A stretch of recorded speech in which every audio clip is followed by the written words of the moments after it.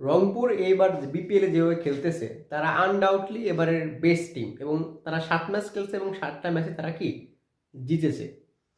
আজকের ম্যাচটা আপনি চিন্তা করেন, যখন লাস্ট 3 ওভারে খুলনা টাইগার্সের মাত্র 23 রান দরকার ছিল, তাদের হাতে উইকেট ছিল 7 উইকেট, তখন মনে হচ্ছিল ইজিলি খুলনা টাইগার্স এই ম্যাচটা জিতে যাবে।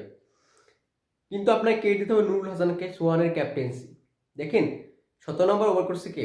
শেখ মেহেদী, সে মাত্র 4 রান দিছে এবং সে উইকেট নিয়ে নেয়।